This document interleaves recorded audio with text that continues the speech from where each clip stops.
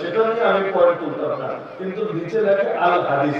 আল হাদিস যখন লিখলেন কিতাবে রেফারেন্স দেন। আপনি তো নবীর থেকে রিসকারে শোনেন না, শোনা সম্ভব না। নবী গেলেন কবে, আপনি দুনিয়া জন্ম নিলেন কবে, তাহলে এটা জানলেন কিভাবে? আর হাদিস নবীজি বলেছেন কোন কিতাবে আছে? নাম বলেন, বুখারীতে, মুসলিমে, আবু দাউদে, তিরমিজিতে, নাসাঈতে, ইবনে মাজাহ, মুওয়াত্তা মালিকে না মুওয়াত্তা মুহাম্মাদে? হ্যাঁ, কিছু বলতে পারবে না। পারবে কেমনে? কোন রেফারেন্স নেই। Made in Bangladesh. তো মেড ইন বাংলাদেশ যদি হয়, আর আরবি একটা টেক্সট আছে, হুব্বুল ওয়াতানি মিনাল ঈমান, তো এটাও ধরলাম মেড ইন আরবিয়া হোক না, কিন্তু আল্লাহ রাসূল থেকে তো আসে নাই। যেটা আসে নাই সেটাকে বানাবেন কিভাবে? দেশপ্রেম ঈমানের অঙ্গ, শুনতে তো মজাই লাগে, কিন্তু আপনারা বলেন তো কয় নম্বর অঙ্গ? آمنت بالله كما هو بأسمائه وصفاته وقبلت جميع أحكامه وأركانه آمنت بالله وملائكته وكتبه ورسله واليوم الآخر والقدر خيره وشره من الله تعالى والبعث بعد الموت. দেশগুলো ওই যে বললেন না যে দেশপ্রেম ঈমানের অঙ্গ, কয় নাম্বার অঙ্গ? কয় নাম্বার? নাম্বারটা বলেন। ঈমানের রয়েছে ৭৭ শাখা। কি কি শাখা? এই মাদ্রাসায় পড়ানো হয়, আপনি চেক দেন কি কি শাখা আছে। ৭৭ এর মধ্যে দেশ নামটা কোথায় বলে দেখান। নবীজি বলেছেন সর্বোত্তম শাখা লা ইলাহা ইল্লাল্লাহ বলা, সর্বনিম্ন শাখা রাস্তা থেকে কষ্টদায়ক বস্তু সরিয়ে দেওয়া, আর লজ্জা ঈমানের বিশেষ অঙ্গ। এইটা নবীজির কথা। ইমাম বায়হাকী রাহমাতুল্লাহ আলাইহি বিশাল একটা কিতাব লিখেছেন, নাম শুআবুল ঈমান, ঈমানের শাখা প্রশাখা। পুরো কিতাব তন্ন করে খুঁজেন, হাজার হাজার হাদিস পাবেন। আল্লাহ নবীজি ঈমানের শাখা হিসেবে উল্লেখ করেছেন, এমন যা যা পেয়েছেন সব এর জমা করেছেন। এর মধ্যে দেখেন দেশ নামটা পান কিনা। মজার বিষয় কি, দেশ বলতে আসলে কি বোঝায়? মক্কা ছেড়ে নবী মদিনায় গেলেন, আপনি বলতে চাচ্ছেন এক দেশ ছেড়ে আরেক দেশে গেলেন। কেন রে ভাই? মক্কা কি একটা দেশ? মদিনা কি আরেকটা দেশ? কবে থেকে? মক্কা যদি দেশ হয়, ওই দেশটা দেশ হিসাবে প্রতিস্থাপিত হয়েছে কবে? মদিনা যদি আরেকটা দেশ হয়, তাহলে ওই দেশের সাধারণতা নেশনটাকে অনেক প্রশ্নই তো দাঁড়াবে। বর্তমানে তো মক্কা মদিনা দুটো মিলে একই দেশের অংশ, সৌদি আরব। তো যদি কেউ সিলেট থেকে চিটাগাং যায়, বলবেন নাকি এক দেশ থেকে আরেক দেশে গিয়েছে? বলি না, নরমালি বলি না। আর যদি আমরা কথায় আবার বলি, এক সিলেটে আরেক সিলেটে ফেলে বলবো এই দেশি, এদিকে আসো। এক চিটাগাংয়ের লোক আরেক চিটাগাংয়ের লোককে ফেলে বলবে এই দেশি, এদিকে আসো। যদিও দেশ না, সেটা বিভাগ বা জেলা, তো বলার সময় ডাক দেয় দেশি। তো যাই হোক, দেশ বলতে আসলে কি বোঝায়? 47-এর আগের দেশ না 71-এর আগের দেশ না 71-এর পরের দেশ? যদি বলেন হতো 47-এর আগের দেশ, তাহলে 47 যখন দেশ ভাগ হলো, ঈমানও ভেঙে গেল। কেন? কারণ আগে পুরোটাকে ভালোবাসতেন, যখন মাঝখান দিয়ে বর্ডার দেওয়া হলো বাকিটা তো ভালোবাসতে পারেন না আপনি, কারণ তখন আবার আপনার রাজাকার বানায় ছাড়বে, আপনার বহু রকম গালি দিবে। তো ভালোবাসাটাকে 50% এনে মাঝখানে বর্ডার দিয়ে ঢেকে দিতে হবে। আবার 71-এ এসে এক দেশ ভেঙে আবার আরেক দেশ তৈরি হলো। এখন কি ঈমানের অঙ্গ আবার চেঞ্জ হলো নাকি? এমনকি সামনে দেশ বড় হতে পারে, আবার ছোট হতে পারে, আবার যেমন আছে তেমনও থাকতে পারে। রায় আমরা জানি না, এক আল্লাহ জানে। তো এই অনিশ্চিত জিনিস কি ঈমানের অঙ্গ বলে কিভাবে? হ্যাঁ, এখন বলতে পারেন মাটিও মানুষকে ভালোবাসাতে দরকার না? অবশ্যই দরকার। আল্লাহর বান্দা আল্লাহর মাখলুককে ভালোবাসবে না তো কারে ভালোবাসবে? এই জমিন কার মাখলুক? আমরা কার মাখলুক? আমাদের মুখের ভাষা কার মাখলুক? আমাদের গায়ের রং কার মাখলুক? সবগুলো তো সৃষ্টি। স্রষ্টা তো একজনই। নাকি বাংলাদেশের স্রষ্টা একজন, ইন্ডিয়ার স্রষ্টা আরেকজন, পাকিস্তানের স্রষ্টা একজন, সৌদি আরবের স্রষ্টা আরেকজন, গোটা জমিনের স্রষ্টা একজন, সবগুলো ভাষার স্রষ্টা একজন।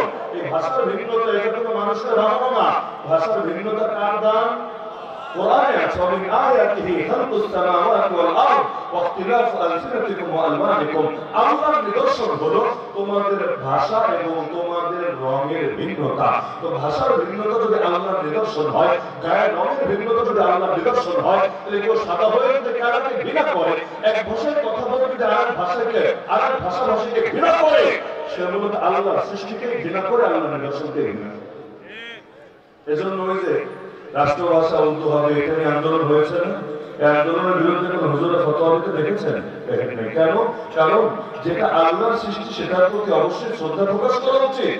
আল্লাহর সৃষ্টিকে কোণঠাসা করে একজনের উপর আরেকটা চাপিয়ে দেওয়া, এটা মোটেও উচিত না, বরং পুরোটাই অনুচিত। তো মাটির ক্ষেত্রেও মুসলমান সে আল্লাহর গোটা জমিনটাকে ভালোবাসে। কুনতুম খায়রা উম্মাতিন উখরিজাত লিন-নাস, তোমরা শ্রেষ্ঠ জাতি, তোমাদেরকে বিশ্বের সমস্ত মানুষের জন্য সৃষ্টি করা হয়েছে, সমস্ত মানুষের জন্য বের করে আনা হয়েছে।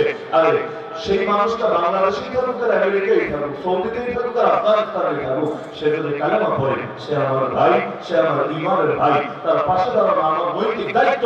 এই ডক্টর আফিয়া সিদ্দিক আমেরিকার কারাগারে কষ্ট করছে 2 দশকের বেশি ধরে, তাকে উদ্ধার করা শুধু আমেরিকার মুসলমানদের দায়িত্ব না, পাকিস্তানের মুসলমানদের দায়িত্ব না, তাকে উদ্ধার করা আমার আপনার সকলের দায়িত্ব। মসজিদে আকসা ফিলিস্তিনে তাতে কি হয়েছে? এই যে মসজিদে আকসা দখল করে রেখেছে, ভেঙে ফেলতে যাচ্ছে, এই মসজিদে আকসা রক্ষা করা শুধু ফিলিস্তিনের মুসলমানের দায়িত্ব না, শুধু হামাসের মুসলমানের দায়িত্ব না, সিরিয়ার প্রতিটা মুসলমানের দায়িত্ব।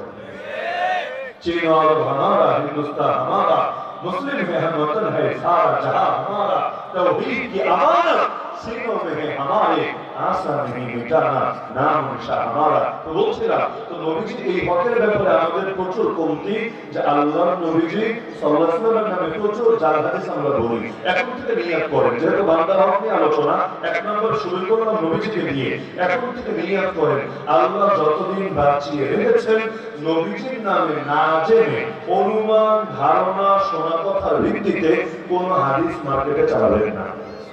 নবীজির নামে কোন হাদিস হিসাবে বললে ওইটাই বলবেন যেটাকে সুনিশ্চিতভাবে হাদিস হিসাবে জানেন, আর যেটাকে সুনিশ্চিতভাবে হাদিস হিসাবে জানবেন না কারো থেকে শুনে শুনে চুপচাপ মুখস্থ বলার চেষ্টা করবেন না।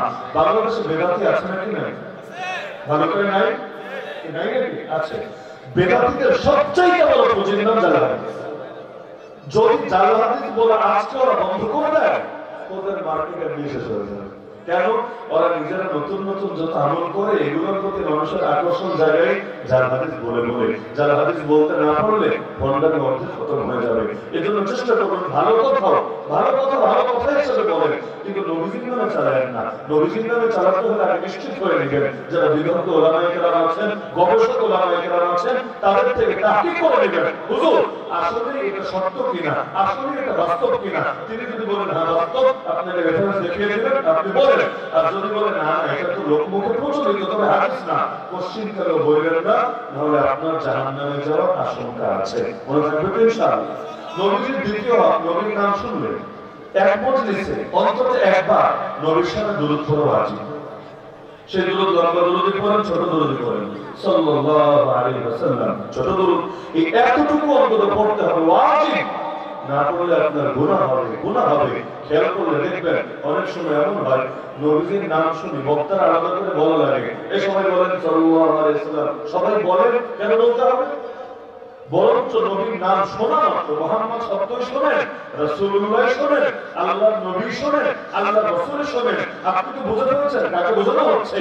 বুঝতে দেরি অন্তত একবার সাল্লাল্লাহু আলাইহি ওয়াসাল্লাম বলতে দেরি করবেন না। নবীর সামনে যদি একবার দুরূদ পড়েন আল্লাহ রাব্বুল আলামিন অন্তত 10টা রহমত আপনার উপর নাযিল করবেন।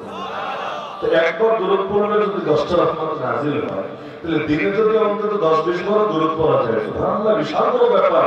আল্লাহ রহমতের মধ্যে ডুবে থাকার একটা সুযোগ।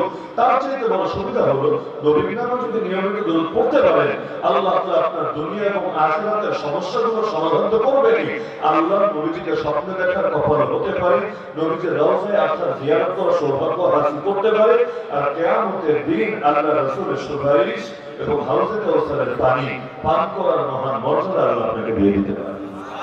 সুতরাং দুরূদ শরীফ এমন একটা আমল যেটা নিয়মিত করে নবীজির মহব্বত অন্তরে আসবে। যে যারা স্মরণ বেশি করে তার মহব্বত তার অন্তরে বেশি ঢোকে, এটাই স্বাভাবিক। মান আহাব্বা শাইআন আকসারা যিকরাহু, আর মহব্বতের তাকাযাও এটা, যে জিনিসের মহব্বত বেশি সেই জিনিসের আলোচনা বেশি। দেখেন না আপনার নাতির আলোচনা কেউ জিজ্ঞাসা করতে হয় না, এমনি শুরু করে দেন, কেন? নাতির মহব্বত দিলের মধ্যে আছে।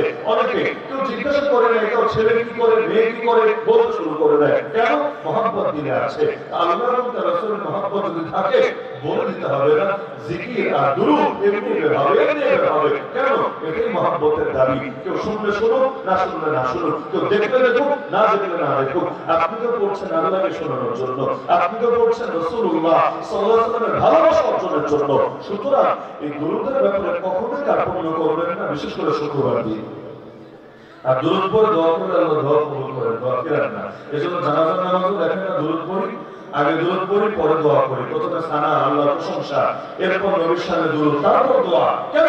কারণ যেই দোয়ার শুরুতে দুরূদ থাকে আর রবের প্রশংসা থাকে, আল্লাহ ওই দোয়া ফিরায় না। তো দোয়ার ক্ষেত্রে জানাজার নামাজে যদি আদব হয়, অন্য সময় আদব হবে না? অবশ্যই। নবীজির সাথে হত্যা আমরা রাখার চেষ্টা করবো। ৩ নম্বর, আল্লাহ নবীজি সাল্লাল্লাহু আলাইহি ওয়াসাল্লামকে কেউ যদি গালি দেয়, তার সাথে বেয়াদবি করে, তাহলে বাকি মুসলমানের দায়িত্ব কি চুপচাপ বসে বসে দেখা, বসে বসে এখানে তামাশা উপভোগ করতে থাকা? না, বরং আল্লাহ নবীর ইজ্জত হেফাজতের জন্য প্রয়োজনে জান প্রদান করবে। একবার যুদ্ধ চলছিল, এক পাশে আছেন মুসলমানরা, যাদের মধ্যে নবীর কিছু সাহাবীও আছেন, কিছু তাবেঈও আছেন, আর অপর পাশে কাফেররা মুশরিকরা। ওরা চাইলে মুসলমানদেরকে খেপাবে, তো মুসলমানকে কি করলে খেপে সবচেয়ে বেশি? ওদের একজনের মাথায় আসে নবীর গালি দিয়ে। নবীর গালি দিলে মুসলমান খেপে যাবে, আর খেপলে কি হবে? বাংলায় বলে না, রেগে গেলেন তো হেরে গেলেন। যুদ্ধের ময়দানে, বিতর্কের ময়দানে, কুস্তির ময়দানে রাখতে হয় না, কারণ একবার রেগে গেলে তখন আর পদক্ষেপগুলো সুস্থ স্বাভাবিকভাবে দেওয়া যায় না। এজন্য চাই প্রতিপক্ষকে রাগিয়ে দিতে, কারণ যত বেশি রাগ করবে তত বেশি ব্যালেন্স হারিয়ে ফেলবে। তো ওরা রাগান্বিত করার জন্য গালি দিয়ে বসলো আল্লাহ নবী সাল্লাল্লাহু আলাইহি ওয়াসাল্লামকে। এক সাহাবী গর্জে উঠলেন, এই জালেম তোর মুখ বন্ধ রাখ, খবরদার আল্লাহর নবীর সামনে গালি দিস না, না হলে আমরা কিন্তু কিছুতেই সহ্য করব না। তো বাংলায় বলে চোরা না আসলে ধর্মের কাহিনী। মাহফিলে দেখেন যতই বয়ান হোক, কিন্তু চোর যেটা যাওয়ার সময় ঠিকই মোবাইলের মানিব্যাগ চুরি করে নিয়ে চলে যায়। তাহলে চোর সে যত বয়ান শুনুক না কেন, তার অন্তর বিগলিত হয় না, অন্তর রেখাপাত করে না। সেই সাহাবী সুন্দর করে বললেন, কিন্তু আর মন গলল না। আজকের যুগে যেমন একবার ফ্রান্স থেকে নবীকে গালি দেয়, একবার ইন্ডিয়া থেকে নবীকে গালি দেয়, এমনকি বাংলাদেশের আবাদিরা পর্যন্ত কতবার নবীকে গালি দেয়। এত সুন্দর করে গোটা জাতির আগে বলা বুঝায়, তাও মন গলে না, তাও থামে না। তো সেই সাহাবীকে বললেন, থাকলো না। এরপর তিনি ঘোড়ার পিঠ থেকে লাফ দিয়ে নেমে গেলেন, নেমে বললেন, আচ্ছা শোন, আমার নাম এটা, নাম বলে দিলাম, আমার বাপের নাম এটা, আমার মায়ের নাম এটা, যে আমাকে গালি দে, আমার বাপকে গালি দে, আমার মাকে গালি দে, কিছু বলবো না, তবে খবরদার রহমতের নবীকে নিয়ে আরেকবার